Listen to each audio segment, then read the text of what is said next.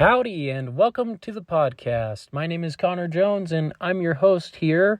This is Untold Tales from this side of nowhere, and if you're listening, you're about to hear another story from just about as close as you can get to the middle of nowhere. That is Poverty Flats, Wyoming. Before we get started, I'd like to tell you a little bit about our sponsors. We're sponsored by Basins Market. Basins Market is located in Basin, Wyoming. Basins Market is your destination for groceries, fresh produce, and the best meat department in the Bighorn Basin. Come in and sample their wide selection of products Monday through Saturday from 7 a.m. to 8 p.m. and Sundays from 9 a.m. to 8 p.m. We're also sponsored by the Wyoming Welcome Program. The folks at the Wyoming Welcome Program distribute baskets that contain brochures, pamphlets, coupons, and other materials from local businesses in Park County. These baskets go out to new move-ins and inform them of our local businesses. So if you're a business owner and you would like to participate and get your business name out there, contact Haley Jones at HALEYJ, Haley J, at WyomingWelcome.com. And now, the podcast. I am actually recording today from the Medicine Lodge mountain range, just outside of Dillon, Montana, right on the Idaho border. I'm at the Hildreth cabin, and it is reunion time. That means Hildreths from all over the United States have driven in to meet as a family, make some memories, and we're here at the home place on Pass Creek in Montana, and it's a good time. It's my wife's family. They're the Hildreths, and we're eating lots of good food, driving around the mountains, and doing all sorts of fun activities. So it's a good place to be, and I've snuck away for a few minutes to be with you and record another story about northwestern Wyoming. So this week, my story is entitled Making It Up. Here we go. Trust me, you're gonna love this place, my buddy Mark Crawfry assured me as we bounced over the washboards of a dusty dirt road. If there's a surefire way to convince me I'm not going to love a location, it's being assured by Mark Crawfry that I'm going to. That's what you said about that river we floated last year, I reminded Mark. My left eye still twitches every time I hear running water, Mark. How was I supposed to know there was going to be a huge rainstorm while we were on the river? Mark asked. And besides, you said you wanted to get rid of your raft anyways, he added. I didn't say I wanted to get rid of my raft. I said I wanted to get a new one, I shot back. It's funny how two people can remember something so differently, Marty mused. Yeah, funny, I glowered. Well, at the very least, you didn't like your raft, Marty quipped. And I suppose I didn't like my fishing pole, or my waders, or all my fishing tackle either, I asked, eyebrows raised. Mark shifted uncomfortably in the driver's seat of his pickup. Hey, I said I'd make it up to you. Yes, I'm still waiting on that, I sighed. Well, Mark said slowly, a grin that would have put the Cheshire cat to shame spreading across his face. I'm making it up to you. I raised my eyebrows dubiously and gave Mark an exaggerated slow nod. Turning away from my crazy fishing buddy, I gazed out the window at the rock-strewn red hills and the sheer stone cliffs of the Bighorn Mountains rising beyond. We're not even going up to the mountains, Mark, I complained. I guarantee I'm not going to love fishing anywhere but the mountains. Mark shrugged his shoulders and pulled his lucky fishing hat down a little lower on his head. It seemed the only luck his fishing hat possessed was an uncanny ability to survive the harebrained ideas Mark came up with. At age 30, Mark had lived a life that would surely have filled a hefty volume with tales, and would have been aptly titled, "I Should Have Died 100 Times." Unfortunately for me, Mark and I went way back, which meant I was practically stuck being his fishing buddy. I guess I could have a chapter in his book too, perhaps titled, "We Should Have Died 100 Times." We continued driving, bouncing around sharp curves and rolling past gates with signs sporting welcoming messages like, "If you can read this, go away," and "Trespassers will be shot, survivors will be shot again." Mark, remember how you almost got me killed last year?" "You'll never let me forget it," Mark grunted. "Today isn't going to be like that day, is it?" I asked. "Of course not," Mark scoffed, a hurt expression plastered on his face. I tried to shake off my misgivings, but they had a pretty firm grip on the pit of my stomach and didn't seem to have any plans for letting go. At least my wife was tracking my location on my phone and would be able to notify authorities if I turned up missing. I glanced at my phone. No service. I was just wondering how well-trained the tracking dogs at Bighorn County Search and Rescue are when the truck ground to a halt on the dusty road in front of a large gate with more of the welcome signs I mentioned earlier. "Want to grab the gate, Al?" Mark asked. "It says, 'No trespassing,' Mark." I grunted. "I know the guy who owns this place," Mark replied. Beyond the green livestock gate, I could see rolling green pastures, an enormous horse barn, and what looked like a 5,000 square foot house with a 4-car garage overlooking a private lake. Behind it all, the jagged peaks of the majestic Bighorns sliced across the horizon. Mark, a handyman by trade, doesn't exactly roll in dough, which you might have guessed by the fact he goes fishing with me, so anyone would forgive me for doubting his association with landed aristocracy. "You know the owner of this property?" I asked, incredulous. "Sure do," Mark grinned. "Even if I believed you, which I don't, that still wouldn't explain why we're here," I said.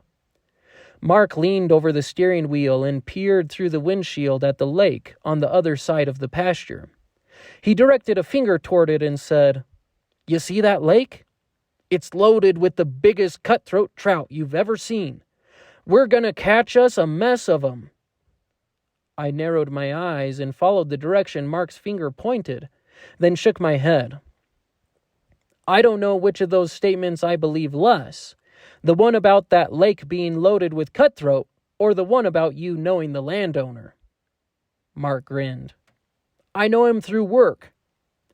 I highly doubted the owner of this awe-inspiring backcountry ranch was a handyman like Mark. After a pause, Mark blurted out, "They're massive, Al!" He indicated the purported size of the trout by holding up both his hands at an impressive distance from each other. "Well, as long as you know the guy," I grunted. "I'll get the gate." 10 minutes later, we were casting dry flies over the crystal-clear water of the lake, birds singing their hearts out and gorgeous quarter horses flicking away flies with their tails in the lush pasture beside us. I took a deep breath of fresh air and took in the picturesque scene with a peaceful smile. The little creek that fed the lake bubbled cheerily over the rocks, and my left eye was barely even twitching. "Isn't this great?" Mark grinned. I had to admit it was. Just then, the tip of my fly rod dipped like the stock market in '08, and line began screaming out of my reel so fast a puff of smoke issued from its sides. "Holy smokes!" I hollered, straining against the pole of the massive fish. "This is a lunker for sure." I pointed the butt of my rod in the direction of the thrashing trout, and the rest of it curved like a question mark. "Reel him in, Al," Mark urged. My heart pounding, I cranked furiously on the reel, fighting the trout every inch of the way. Just then, the tension on the rod suddenly disappeared, and I nearly fell backwards as the tip of my pole flew back toward my face. My heart sank. "No!" I groaned. "He must have come off," Marty suggested. "You think?" I fired back. "Geez, that was going to be a huge trout, I could tell," I sighed. "It's this dang reel. I've been using it since I lost my other one last year. Sometimes the tension suddenly slips. I think the gears are worn out." I tossed my pole down on the grass and glanced over at Mark's new rod and reel, then smiled. "Maybe you could work on making things up to me by letting me use your new rod." Mark dropped a fly on the lake with a plop that was characteristic of our fly casting and threw me a sidelong glance. "Gee, Al, I would love to. But you know this rod and reel combo was a gift from my wife. After the way you lost your other rod when the raft capsized, I don't know if it's such a good idea for you to use my new one." I grunted in disbelief. "My raft and my other gear are only gone because it was your idea to go rafting on the roughest stretch of water in northern Wyoming in the first place." "Funny how people can remember something so differently," Marty said. Just then, we heard the unmistakable low growl of an engine sputtering to life and beginning to head our way. "Uh-oh," Mark grunted, looking toward the enormous ranch house. As we watched, a side-by-side that was undoubtedly worth more than my car buzzed up to us, a lanky cowboy perched on the driver's seat. I'm not the world's best judge of facial expressions, but from the looks of it, he was not happy to see us. My pulse quickened, and I spluttered, "Mark, I thought you said you knew the landowner." "I do," Mark assured me. "I did some plumbing for him a week or so back. Here, take this," he added, shoving his fly rod into my hands as the side-by-side screeched to a stop in a spray of dust. "What in Sam Hill do you two think you're doing?" the lanky man thundered, springing from the side-by-side like a cougar attacking a pair of cottontails. "Hank!" Mark threw up the name like a shield in front of us, a nervous grin plastered on his face. "How'd you know my name?" the cowboy, whom I now knew as Hank, growled. "Do I know you turkeys?" Mark gulped. "Yes, sir. I fixed your sink last week." Recognition spread across the angry rancher's face. "Oh, yeah, I remember you. Minuteman Mark." Mark nodded. "That's my professional name, but I told you, you can call me Mark." Hank suddenly remembered why he had been so upset. "You," he barked, pointing a finger square in my face. "Why are you fishing my trophy trout lake?" "This is Al," Mark said. It occurred to me that I would have preferred if Mark hadn't used my given name, but he was already taking his fly rod back from me. "You told me I could come fish your lake any time, and to bring a friend." Hank's brow furrowed, and he said, "Did I say that?" "Sure did," Mark assured him. "Well, I don't recall having that conversation," Hank said, scratching his razor-thin jawline. "Funny how people can remember things so differently."